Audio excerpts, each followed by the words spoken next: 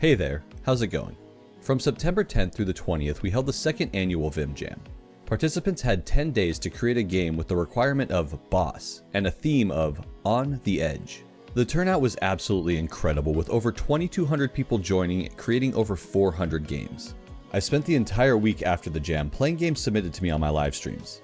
And after the community voting closed, I played the top 50 overall scored entries. And in this video, I'm going to showcase some of my favorites. The quality of the games were absolutely astounding, and I sadly won't be able to talk about every game I enjoyed. If you see anything you like in this video, the game names will be on screen, and there's a link in the description to play all the submitted games.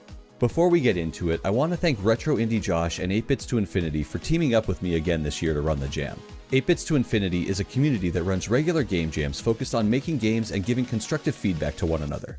I credit taking part in these events over the years as a key factor that helped me grow as a game designer, thanks to their mission of respect, inclusion, self-improvement, and experimentation. The format of having a requirement or restriction, as well as a theme, is their format that I absolutely love. So if you enjoyed the way Vim Jam worked, check them out for more jams like it throughout the year. I've been told by so many people that one of their favorite things from this jam was that they received good quality feedback and how awesome everybody was to each other. And honestly, I have to say that is the best thing that I could ever ask for. Thank you all for being so great and making everyone feel welcome and encouraged. This jam would be nothing without you, and I'm grateful to be able to be a part of it in some small way. So without further ado, let's jump in and see what you've made. We'll start with the top 3 community voted games, and then I'll share some of my other favorites in no particular order.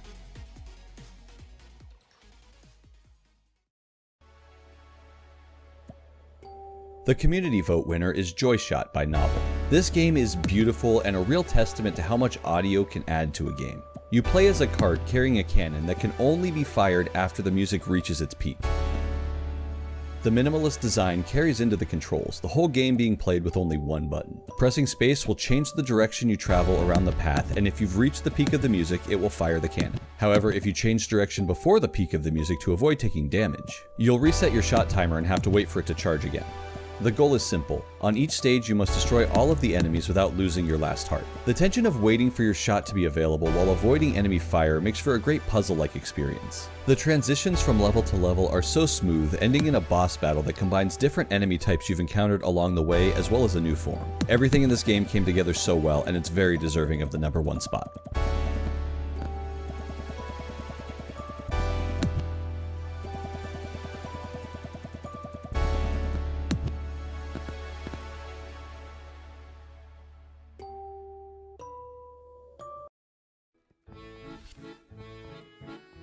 In second place, we have Around and Back by Banana Blush Studios, The Stoff, Mr. Afroduck, and Straight Up Gruntled. This is an absolutely adorable pick-up-and-deliver game that finds you bringing cafe items to a cast of cute characters that live on different sides of a cube world. You receive an order in your queue of what the character wants and the color of the side of the cube they're on.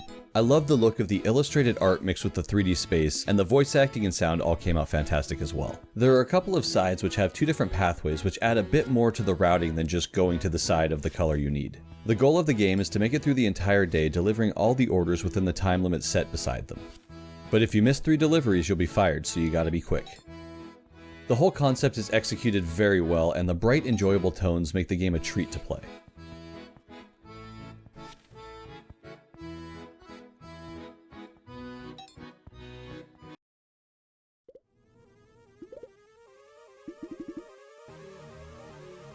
And the final top community voted game is Tough Fluff by Rocky Mullet. This action-packed run-and-gun finds you trying to rescue your friend Fluff that has been abducted by a mysterious boss creature. Chase it down by battling through the landscape, on the back of a train, and even in total freefall. If your health is taken down to 1, you'll be on the edge and get a boost to your damage, but it's a big trade-off, as one mistake and you're a goner. You pursue the boss until you finally get your Fluff back and we see what its true power is. Also, before you ask, yes, you can pet the Fluff. The art is great and the story is super cute, taking you through a complete narrative experience which can be difficult to pull off in such a short amount of time.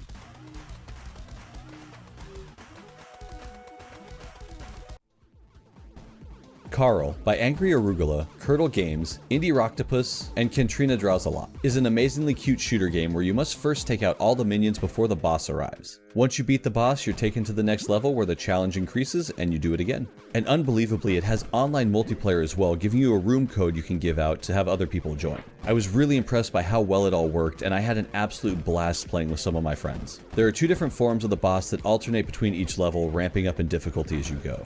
The gameplay is smooth and the character designs and models are fantastic. The floppiness of the player adds so much to the characters that it's just really fun to watch them run around.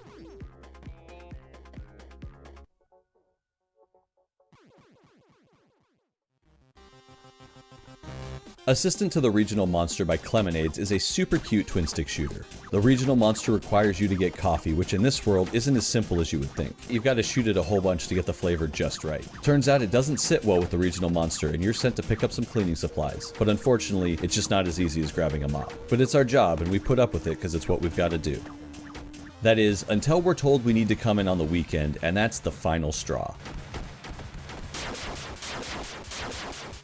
After each of the first 2 bosses, you can choose one of 3 upgrades depending on your playstyle. I'm a big fan of the shotgun myself. The controls feel good, the art is fantastic, and the audio ties it all together to make for a great play experience.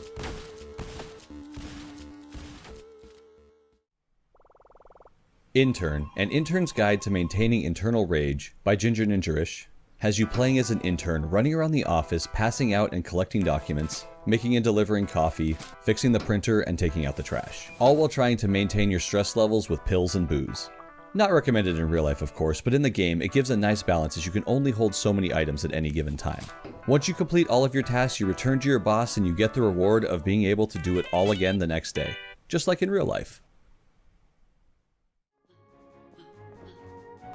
Jumpin' Jack Dash by Sidfish Games, Foster Turtle, and Mighty Jor is a platformer that has you playing as a broken toy, trying to collect the missing pieces of yourself and escape the toy box. Each piece of you collected will give you a new ability to better traverse the large vertical level. It all seems straightforward until you get hit, which makes you intangible for a short time, causing you to fall through platforms. The game quickly becomes a getting over it or Jump King-like experience where a couple bad hits can send you back to previous areas. But with some well-timed jumps, dashes, and glides, you can help this adorable little toy get to the top of the box to be played with once again. Reunited with the boss of the toy world, Dungeons and Axes by Luffy seems simple at first. You can throw an axe to stop enemies, or you can jump to another area of the arena.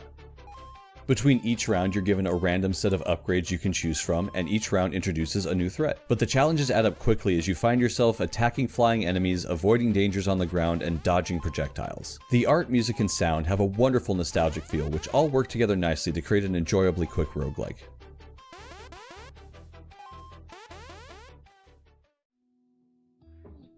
Railway to the Moon by Patrick, Max Clark, Fizzyberry, Second Quest Games, and John Watson is a fantastic puzzle game where you need to move boxes along lines to complete each level. Clicking the face of a box will move it to the end of the line, and the goal is to bring it to rest next to the green segment. This simple concept is explored in depth with new and clever uses for the boxes throughout. The later puzzles twist up the mechanics in an incredibly interesting way that I don't want to spoil here, because it's really worth experiencing for yourself without any prior knowledge.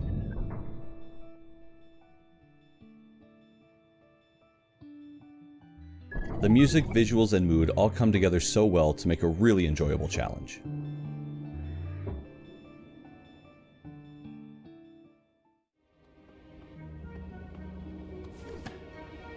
Cave People by Velvet Lobster, Natalia Arbrio, Jan Barboza, and Realty Dev starts out like a simple cute platformer with a fun 3D world effect. But in between levels you're shown snippets of a story through some fantastic illustrations. The platforming levels aren't too difficult, but you'll keep going to see what happens next in the story. I was engaged the whole way through, and it's a great example of captivating a player without using any text at all. This game is dripping with atmosphere, and you'll want to see it through to the very end.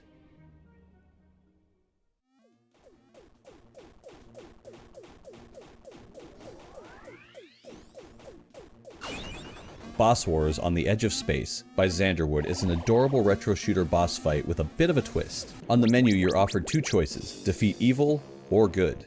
Depending on what you choose, you will either play as the ship or the boss itself. Each one controls very differently, and it's neat to be able to play the battle from both sides. When you defeat evil, the play is very familiar. You fly around as the ship, you shoot, you dodge, and you learn the boss's patterns. But when you defeat good, you play as the boss, and you have to deal with the usual boss restrictions like cooldowns and limited number of uses on your abilities, while constantly being fired upon by the annoying little ship.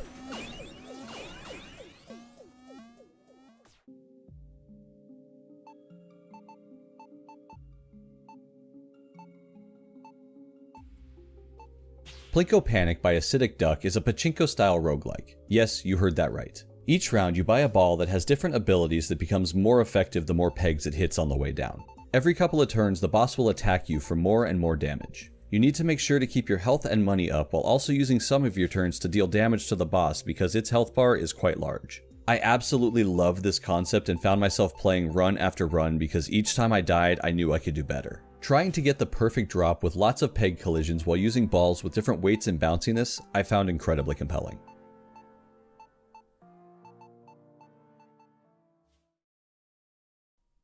Agnolita by Argallart is a visually striking game with a bold color palette and incredible pixel art. You land on an alien world and need to explore to find 5 crystal shards scattered to different areas. The world is extremely hostile and you will need to keep moving if you want to survive. Be careful though, because one of the crystals is protected by a giant worm boss that just looks so good. This game is a treat to the eyes with some nice shooter gameplay to bring it all together. Build the Boss by Soget Gaming is a game where you control a factory line trying to produce the pieces of a robot boss. Each segment you build has different requirements and order of operations to prepare the metal. You need to place and change direction of the conveyor belts to move the products through each machine the appropriate number of times. The trick is you don't really have enough conveyor belts and there isn't a lot of space, requiring quick adjustments while the components are running through the systems themselves. It gets quite hectic towards the end and doesn't let you just set stuff up and watch it go.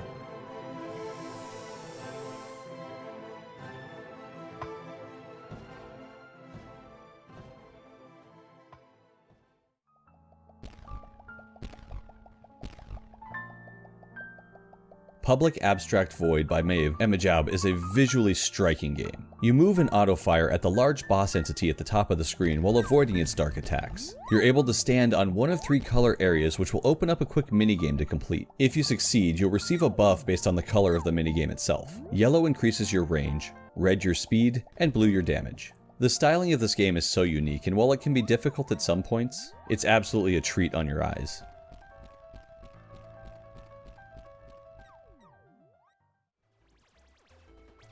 Defeat the Shapes by Nemene is a twin-stick shooter boss rush with limited ammo. To regain your depleted ammo, you need to hang out on the edge of the enemy's bullets within the large circle around the outside.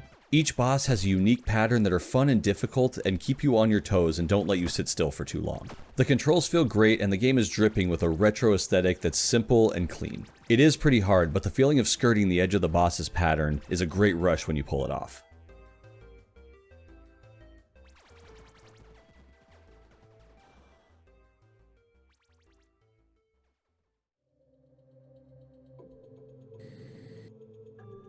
Kermiz, The Legend of Curly's Gold by Omniclaws is a classic platformer with a type of jump I haven't really seen before. The player has a jetpack that can be held down to gain height, but once you release it, you can't reactivate it until you've touched the ground again, making a unique feeling jump that I don't think I've ever played in a game before.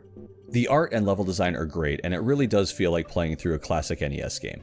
The final boss's attacks start out fairly standard, but by the end, these little orb things become really interesting, and they're pretty tough to deal with. But if you can persevere, you will achieve victory.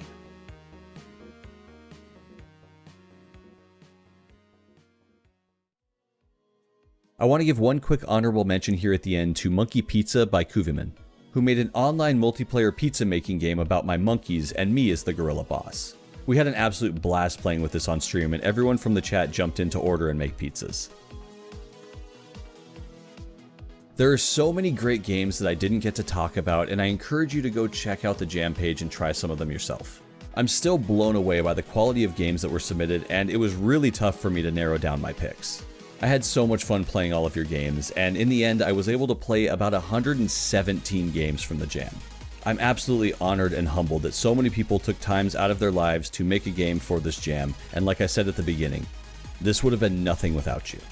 I want to give a heartfelt thank you to everybody that participated, those that made games, those that played submissions and left comments, and those who just hung out on the streams to watch the game play and enjoy and give feedback. Also, once again, thank you to 8bits to Infinity for being awesome and running the jam. If you need to scratch the Game Jam itch before the next Vim Jam, check them out, links are in the description. If you've enjoyed this, please consider hitting like and subscribe and maybe even that bell thing. I need to give one final huge shout out to my amazing Patreon supporters who help make these videos possible, especially my video producer tier patrons like Cinnabunny, Clone13, Cortland Massam, Curdle Games, Nightfall, It's Jeppy, Jed, Kevin Halgau, Kormai, Motzi Makes, Nazar Salim, Salty Pretzel, Scott Hansen, Soapy Gnome, Straight Up Gruntled, and Warren Stephen Rose. You're all amazing people and I can't thank you enough for the support. If you want to get in contact with me, the best place is on my live stream at twitch.tv/Vimlark, or you can join our Discord community with so many other awesome people. One final time, thank you so much for watching. I hope you enjoyed, and I will talk with you next time. Have a good one. Later.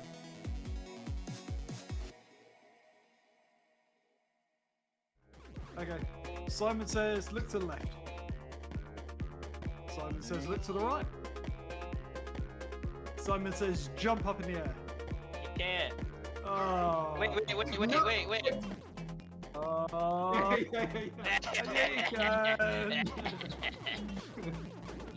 can. Simon says, look to the left. Look right. Ah! Oh. No.